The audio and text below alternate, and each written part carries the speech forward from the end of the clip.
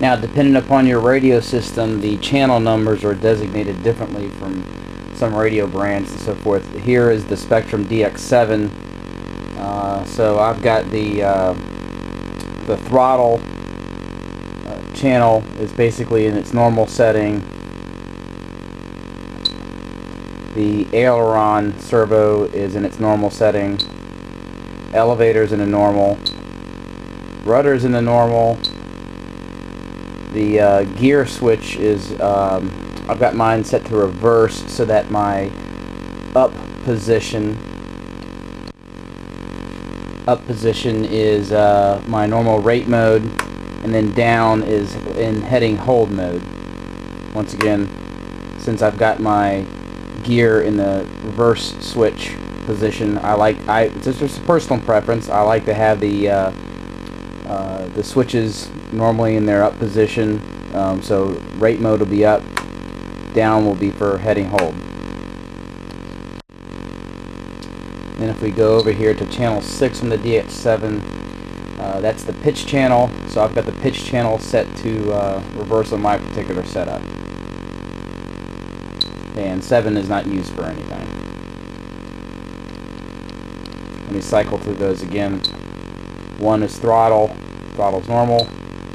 2 aileron, 3 elevator, 4 rudder, 5 gear.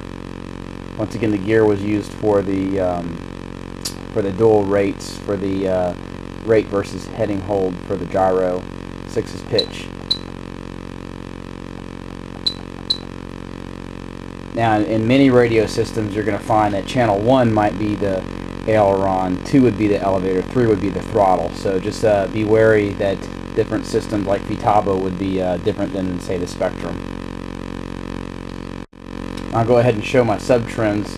The sub-trim is really set to level your swash because I could not find a spline on the servo arm to get a perfect 90 degree. I actually altered the sub-trim on my radio so that I could get as close to 90 degree on the arm of the servos. Your particular setup is likely to be different, but if you're using a swash leveler or you're eyeballing everything, then you're going to notice that your sub-trims might need to be set.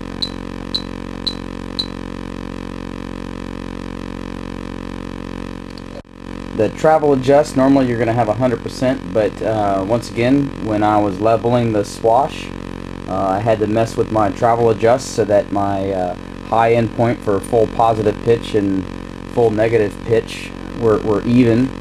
One thing I did just for this particular setup for the first flight is I've toned down my rudder travel, which is really going to be an input to the gyro, just to smoothen out the tail so I don't have a lot of movement on the tail. If you feel that your tail is not moving enough, you're not getting enough spin on your tail, what you're going to want to do is you're going to want to change the travel adjust, or in some radios it's called ATV. You're going to want to change that for the rudder.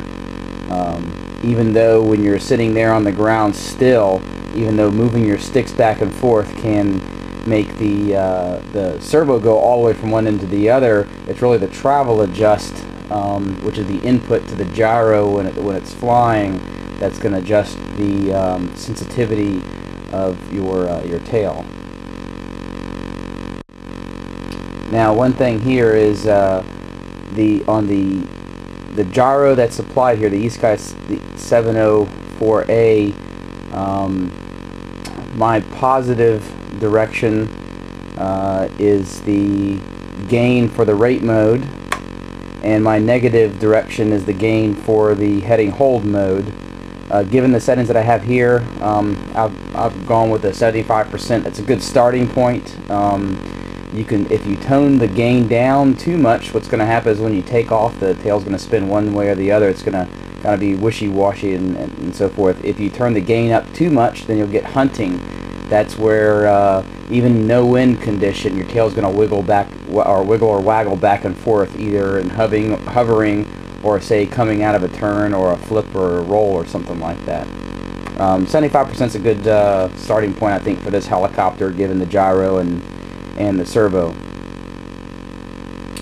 And for the pitch, I ended up just fine with 100%. Once again, the pitch and the elevator and the aileron ATVs are really going to be defined by leveling your swash. If you don't have a swash leveler, you can try to do it by eyeball, but you're probably going to end up something pretty close to 100% anyway.